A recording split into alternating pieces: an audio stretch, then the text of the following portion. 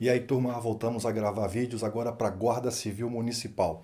Naquele velho esquema, a gente vai ver o artigo primeiro, aliás, ver o artigo primeiramente e depois a gente vai para a questão cobrada agora na VUNESP 2020, uma questão atualizada. Você que está se preparando para a Guarda Civil Municipal, vários vídeos a gente vai gravar agora para te ajudar na preparação. Vamos lá então. Então, olha só, antes, como eu falei, a gente vai precisar primeiro estudar o inciso 47 da Constituição Federal. Então, o que fala para a gente o inciso 47? Fala, olha, não haverá penas. Então, no Brasil, não pode haver pena de morte. A gente já vai ver aqui, tá? O salvo já já. Então, não pode haver pena de morte, não pode haver pena de caráter perpétuo, não pode haver pena de trabalhos forçados, de banimento e cruéis. Então, essas penas não podem existir no Brasil. Então, esse papo de, no meu governo, eu vou implantar a pena de morte, a gente vai ver que isso é balela. A Constituição Federal nega. E a Constituição Federal não permite pena de morte, salvo um caso que ela mesma prevê. Vamos lá então. Que caso é esse? Olha, a Constituição Federal, ela não permite pena de morte, mas ela traz uma exceção, o salvo. Quando? Em caso de guerra declarada.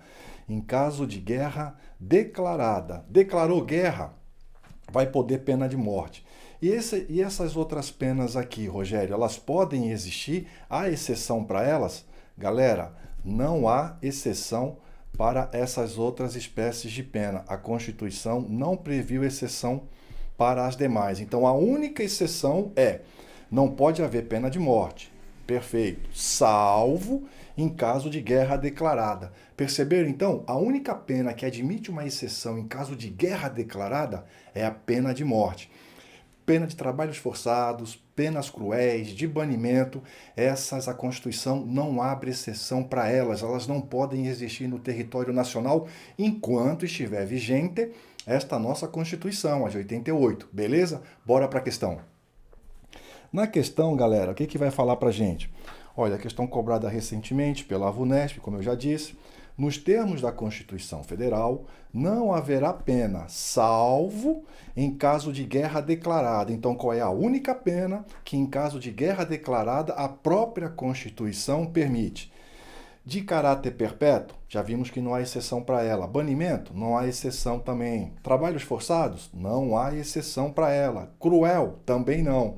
Qual é a única pena que admite, em caso de guerra declarada? A nossa pena de morte.